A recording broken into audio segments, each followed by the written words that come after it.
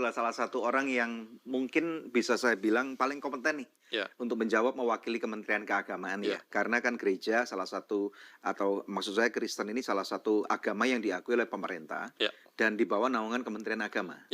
Nah, seperti yang kita sama-sama tahu bahwa sebagai anak-anak Tuhan, sebagai orang Kristen, kami dilindungi secara undang-undang.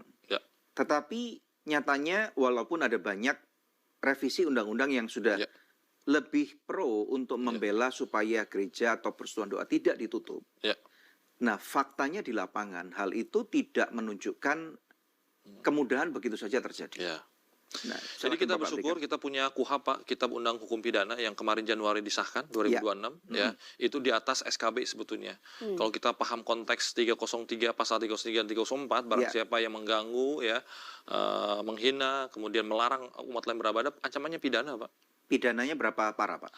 1 sampai 5 tahun tergantung konteksnya. 1 sampai 5 tahun. Itu ancamannya pidana, Pak. Dan ini perlu kita sosialisasi. Kita perlu sosialisasi RT-nya, RW-nya. Berarti tidak peduli siapapun itu. Iya, nggak peduli siapapun. Kristen nyerang agama lain nyerang Kristen, semuanya sama saja. Dan ini perlu kita sosialisasi, Pak. Jadi IMB ini kan izinnya kan bukan di Kementerian Agama, dia di Bupati dan Wali Kota. Bupati dan Wali Kota. Ya, izin membangun bangunan kan, IMB. Mereka kesulitan IMB kan, dengan harus 60 tanda tangan, ya internal dan eksternal 90. Itu kan mereka agak sedikit kesulitan. Memang ada kelemahannya dan kekurangannya memang ya. Jadi oleh karena itu mungkin nanti ke depan bagaimana dengan kemajuan zaman kita sudah maju, ya kita hidup berdampingan. Rule-nya adalah Pancasila, Bhinneka Tunggal Ika, Undang-Undang 45 dan NKRI. Ini bisa memberikan keleluasaan untuk orang beribadah. Ya, tapi sesuai dengan aturan juga. Jadi jangan juga kita bikin di desa ya dan nggak ada orang Kristennya ya, kita bikin gereja. Dan di wilayah desa tersebut misalkan umat Kristennya 99% dan kita bikin masjid juga kan agak sulit juga kan? Jadi harus ada win-win solution lah. Jadi nah, menurut saya gini Pak, masing-masing agama nih supaya kita fair ini ngomongnya karena Bapak narasumber juga bukan orang Kristen. Masing-masing agama pasti punya tujuan untuk menyebarkan apa yang mereka percayai. Nah, termasuk Kristen menyebarkan Kristen, Islam menyebarkan Islam dan semua yang lain. Nah, tadi yang Bapak bilang tentang kalau di sebuah desa atau kota tidak ada orang agama lain atau tidak ada orang Kristen, kita nggak perlu buka di sana. Tapi kan mereka punya satu misi yang mereka percayai bahwa itu mereka harus lakukan. Coba bagaimana? Ya, kalau kita di sebuah desa, kalau misalkan mereka umatnya gotong royong dan memberikan keleluasaan, karena yang bisa melakukan dialog itu kan umatnya yang ada di sana. Ke RT, ke RW, ke masyarakat tokoh, ke FKUB. Mereka yang punya wilayah di sana. Habis itu kan tanda tangan IMB-nya kan di Wali Kota Bupati. Saya kira inilah perlu kita dialog of religion, dialog agama. Dan dialog terus agama. Ya tanpa kita dialog kan musyawarah. Kan di Pancasila kan yang terakhir kan nomor 4 ya musyawarah mufakat kan. Iya betul. Jadi apapun itu kan konsensus bangsa kita ini. Konsensus. Nah, dan ini nggak mudah. Konsensus artinya kesepakatan. Ya, ada tradisi, ada doktrin agama, ada culture, ada budaya, ada doktrin-doktrin yang kuat. Sama lah di semua negara juga. Betul.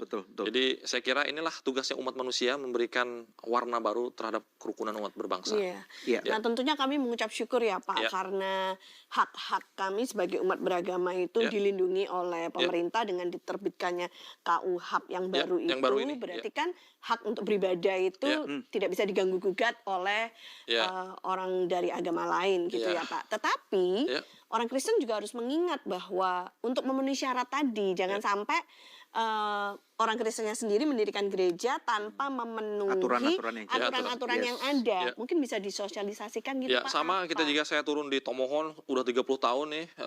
Kita belum selesai juga tuh bikin masjid di Tomohon ya. FKUB-nya menolak ya.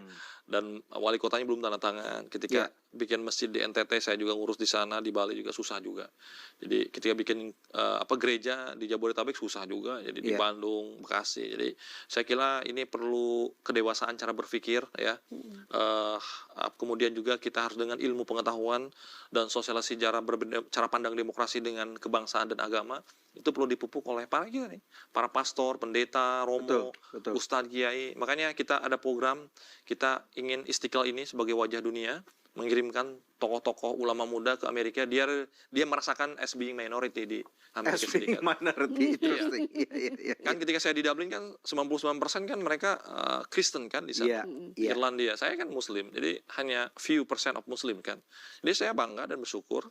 Jadi semua itu pasti ada apa namanya, ada challenge buat kita hidup ya. Baik. Mungkin di sana kita bisa menemukan sesuatu hal yang baik untuk agama dan bangsa dan kerukunan. Baik, baik. Ya. Nah, untuk menyikapi yang kita bagian ini, Ya. saya boleh nggak ambil 3 case yang mungkin saya Ya. pandang Ya. yang paling inilah viral lah ya. Ya, ya, Mungkin Bapak bisa terangkan kepada kami Ya. supaya ada sudut pandang yang jelas. ya, Yang pertama kalau kita ingat adalah ketika di Cidahu, di Sukabumi. ya, ya, Di bulan Juni 2025 ada retret pelajar Kristen dibubarkan. ya, Nah, dari fakta-fakta yang ada di lapangan itu kan kita lihat bahwa retret pelajar digeruduk massa. ya, Kemudian dibubarkan, terjadi perusakan terhadap bangunan yang ada. Kemudian videonya menyebar luas dan itu memicu spark ya. Adanya satu api yang istilahnya antara sosial media, antara 2 kiri kanan, 3 orang, 4 orang, 5 orang jadi ribut. Nah, kalau dari sudut pandang Bapak, kalau kita lihat secara objektif, ya, sebenarnya kesalahan orang Kristen apa? Kesalahan dari yang nyerang apa? ya. Saya kira sih kita nggak bisa ngeblame semua orang ya. Semua orang itu punya hak berbicara, berpendapat sesuai dengan keimanan dan keyakinan masing-masing. Yang perlu kita kedepankan adalah dialog agama, musyawarah mufakat dengan lokal tradisi di sana. Kita Pak Ahmadiyah juga dibubarkan ketika di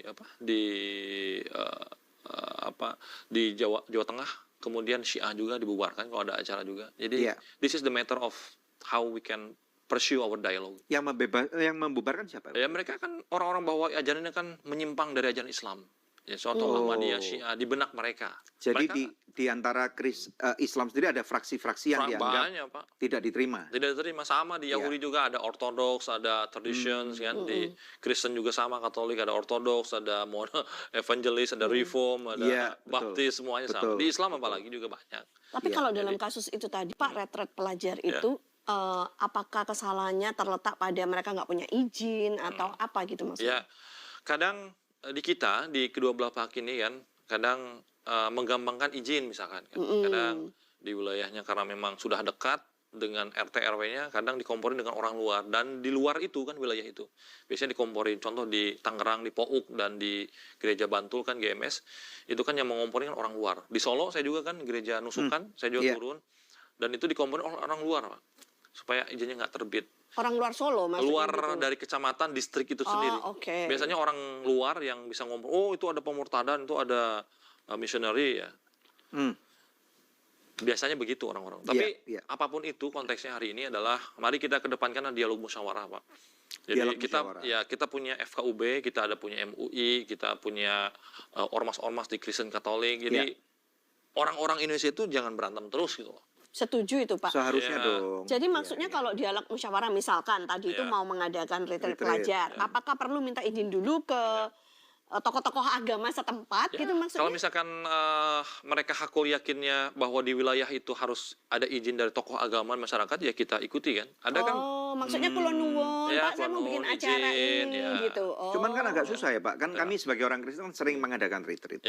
Nah biasanya kalau destinasi, kalau kita di Jakarta nih, ya tentu Puncak, Bogor, kan Bandung, Sentul, Bandung. Nah kalau misalnya orang di Surabaya, misalnya ya pasti di Tretes, Trawas, di Malang, di Pandaan, yang daerah-daerah lebih dingin lah.